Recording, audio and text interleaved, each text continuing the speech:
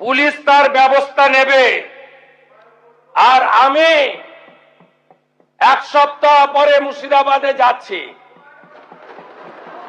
আমি প্রমাণ করে দেব ভারতবর্ষের সংবিধান আইন শেষ কথা বলে, কোন বাপের আবাদ শেষ কথা বলে না। আপনাকে সংযত হওয়ার, সতর্ক হওয়ার, এই ধরনের কথা প্রত্যাহার করার এবং ভবিষ্যতে এই ধরনের কথা বলার আগে 25 বার ভাবার হুঁশিয়ারি দিয়ে আমি সবাইকে আশ্বস্ত করছি। আপনারা ভাবছেন কেস হয়েছে, অ্যাকশন কবে হবে? যারা ওকে ডেকেছিল এই সভাতে তাদেরকে আগে তুলব, তারপরে আপনার কাছে যাব। যা করার করব, আমি আশ্বস্ত করছি আপনাদের। আপনি ধরে রাখুন, এটা ওর শেষ বক্তব্য, ধরে রাখতে পারেন। এ সরকার আইনের শাসন প্রতিষ্ঠা করবে, গুন্ডাদের শাসন সমাপ্ত করবে, নিশ্চিন্ত থাকুন। সবাই ভালো থাকবেন, ধন্যবাদ।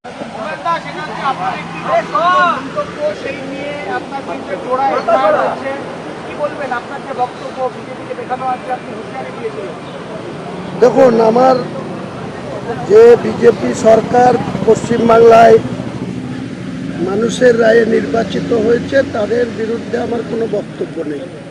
কিন্তু আমরা দীর্ঘ 17তম বিধানসভায় যে বিজেপি বিরোধী আসনে ছিল, যে শাসক দল মমতা বন্দ্যোপাধ্যায়ের নেতৃত্বে এখানে শাসকের নামে দলতান্ত্রিক এবং প্রশাসনিক ব্যবহার করে যে সমস্ত ক্রিমিনালদের প্রশ্রয় দিত,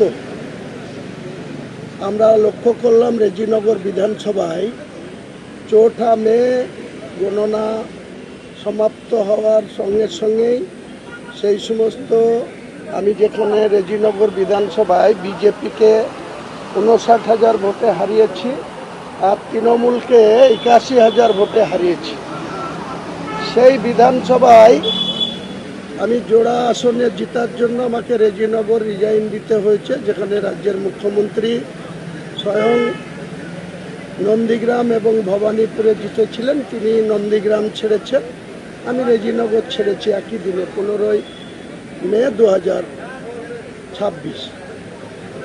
দুঃখজনক ঘটনা, যারা মমতা বন্দ্যোপাধ্যায়ের ছত্রছায়ায়, তিনি পুলিশ মন্ত্রী, তিনার ছত্রছায়ায় রেজিনগর বিধানসভার রেজিনগর থানা, শক্তিপুর থানা, বেলডাঙ্গা থানা, 3টে থানায় পড়ে। বেলডাঙ্গা থানার 3টে অঞ্চল পড়ে রেজিনগর বিধানসভায়, শক্তিপুর থানার 5টা অঞ্চল পড়ে, রেজিনগর থানার 6টা অঞ্চল পড়ে, টোটাল 14টা অঞ্চল নিয়ে 70 রেজিনগর বিধানসভা। অত্যন্ত দুঃখজনক ঘটনা যে যারা পুরনো বিজেপি বা যারা বিজেপির আদর্শে রাজনৈতিকভাবে লড়াই করে বাংলার মানুষের কাছে যারা 2,93,00,000 ভোট পেয়েছে, 22টা আসনের মধ্যে যারা 8টা নির্বাচিত হয়েছে, তাদের সঙ্গে আমার কোনো দ্বন্দ্ব নেই। কিন্তু যারা 4 মে পর্যন্ত তৃণমূলের গুন্ডা ছিল, তৃণমূলের তোলাবাজ ছিল, তৃণমূলের পুলিশকে প্রশ্রয়ে মস্তানি করত, তারা আজকে আশ্চর্যজনকভাবে সেখানকার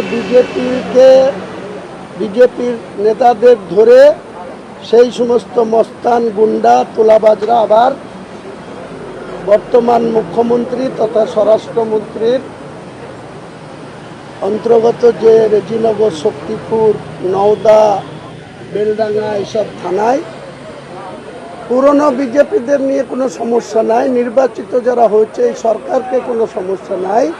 কিন্তু আমরা যে লড়াইটা তৃণমূলকে হারানোর জন্য, তৃণমূলকে গদিচ্যুত করার জন্য যে লড়াইটা গত ডিসেম্বর থেকে 2026-এর এপ্রিল মাসে 23, 29 এপ্রিল পর্যন্ত যাদের বিরুদ্ধে লড়াই করেছিলাম, আজকে আমাদেরকে তাদেরকে আবার ফেস করতে হচ্ছে। তারাই আবার বর্তমান পুলিশ মন্ত্রীর অধীনে যে সমস্ত থানাগুলো আছে, নওদা, রেজিনগর, বেলডাঙ্গা, শক্তিপুর, এই থানায় সেই সমস্ত মস্তানরাই, যেটাকে বলা যায় পুরনো পুরনো বোতলে নতুন মদ, সেরকম সেই সমস্ত তৃণমূলের গুন্ডা, বদমাইশ, তোলাবাজ, তারা বর্তমান পুলিশ মন্ত্রীর ছত্রছায়ায় আমাদেরকে নোংরাভাবে অ্যাটাক করছে, নোংরাভাবে আমাদের রাজনৈতিক বিরোধিতা আছে, থাকবে।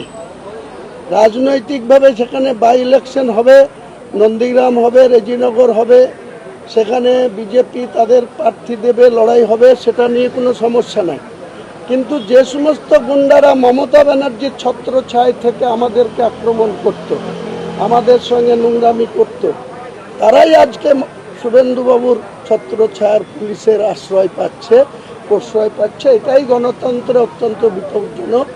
তাই আমি সেখানে আমার রেজিনগর বিধানসভায় আমার একটা কর্মী সভাতে আমি এটা বলেছি যে যদি তারা মনে করে থাকে যে বর্তমান পুলিশ মন্ত্রীর আন্ডারে যে সমস্ত থানাগুলো রয়েছে আমার বিধানসভায়, সেই থানাগুলার অফিসাররা যদি এখন পুরনো তৃণমূলের গুন্ডা মস্তানদের প্রশ্রয় দেয়, তাহলে সংঘর্ষ এখানে অনিবার্য হবে। সেই জায়গাতে আমি কোনো কম্প্রোমাইজ করব না, এটাই বলেছি। আমার ব্যক্তিগতভাবে বিজেপির বিরুদ্ধে কোনো বিষোদ্গার করা বা বিজেপির যে বর্তমান ক্ষমতাসীন দল, সেই দলের বিরুদ্ধে আমার কোনো বক্তব্য নাই। কিন্তু যারা তৃণমূলের হয়ে গুন্ডাগিরি করলো, যারা তৃণমূলের হয়ে আমাদের সঙ্গে নষ্টামি করলো, গুন্ডামি করলো, আপনারা সবাই দেখেছেন কিভাবে সেখানে আমাদের কথা গ্রাহ্য না করে বারবার আমাকে শোকজ করা হয়েছে, ওয়ার্নিং নোটিশ দেওয়া হয়েছে। সর্বশেষ 4 ডিসেম্বর 2025 আমাকে সাসপেন্ড করা হয়েছিল। আজকে সেই সমস্ত নেতারা ব্যাকডোর দিয়ে কেউ অপোজিশন লিডারের ছত্রছায়ায়, কি পৌরসভা, কি পঞ্চায়েত, কি পঞ্চায়েত সমিতি, কি জেলা পরিষদ, সেই এলাকা থেকে যারা তৃণমূলের নির্বাচিত, তারা আজকে বিজেপির ছত্রছায়ায় চলে এসছে। নিজেদের পিঠ বাঁচানো আর নিজেদের অ্যারেস্টের ভয়ে তারা পিছন দিক দিয়ে বিজেপির পতাকা ধরে আমাদের সঙ্গে পাঙ্গা নিচ্ছে। এফআইআর আইনের পথে চলবে। যদি আমি কোনো অপরাধ করে থাকি বা কোনো জায়গায় কোনো গুন্ডামি করে থাকি, নিশ্চয়ই আইন তো কারো ঊর্ধ্বে না, আমিও আইনের ঊর্ধ্বে না। আইনের প্রতি সম্পূর্ণ আস্থা আছে, জুডিশিয়ালের প্রতি সম্পূর্ণ আস্থা আছে। আমরা রাজনৈতিক ক্যারিয়ারে দীর্ঘ 34 বছরের সিপিএমের আমলে 27টা কেস খেয়েছিলাম, একটা কেসেও প্রমাণ হয়নি যে আমরা কোনো অপরাধী। আনুষ্ঠানিকভাবে সমস্ত কেস থেকে ক্লিন চিট পেয়েছি। 2016 থেকে 2026 10 বছরের তৃণমূলের গভর্নমেন্টেও আমি প্রায় 7টা কেস খেয়েছিলাম। সেই সব কেসেও আজ পর্যন্ত প্রমাণিত হয়নি যে হুমায়ুন কবির কোনো গুন্ডাগিরি করে বা কারো উপরে কোনো অন্যায় অত্যাচার করে বা জুলুম করে বা কোনো সাম্প্রদায়িক সম্প্রীতি বিঘ্নিত ঘটায়, এরকম কোনো প্রমাণ হুমায়ুন কবিরের বিরুদ্ধে তৎকালীন প্রশাসন আনতে পারেনি। আমি আশা করছি বর্তমান প্রশাসনও সেটা প্রমাণ করতে পারবে না। কিন্তু আপনার বক্তব্য নিয়ে বিজেপির নেতারা এবার হিন্দুত্ববাদী সংগঠনের নেতারা বলছেন যে একজন মুসলিম আইডেন্টিফাই করা হচ্ছে, আপনি একজন মুসলিম নেতা হিসাবে, মুসলিম বিধায়ক হিসাবে এই ধরনের উস্কানিমূলক বক্তব্য রাখছেন এবং মুসলিম সমাজের একটা অংশ বলছেন যে আপনি এইভাবে যে মুসলিমদের নিয়ে রাতে করতে নামবো বলে মুসলিম সমাজকেই কলঙ্কিত করছেন, মুসলিম সম্প্রদায়ের একটা শ্রেণীও বলছেন। যেসব মুসলিম সমাজের লোকরা আপনাকে বলেছে, তার কাছে আমার প্রশ্ন, যখন দিলীপ ঘোষ রাজ্যের মন্ত্রিসভার সদস্য, তিনি যখন বলেন যে মুসলমানদের নামাজ পড়তে গেলে মুসলিম কান্ট্রিতে যেতে হবে ভারতবর্ষে, তখন এইসব তথাকথিত মুসলিমরা আপনার কাছে কোনো রিয়াকশন দেয় কি বা দেওয়ার মতো ক্ষমতা রাখে কি? কাজে এই সমস্ত তেজপাতাদের কোনো প্রশ্নের উত্তর আমি দেব না।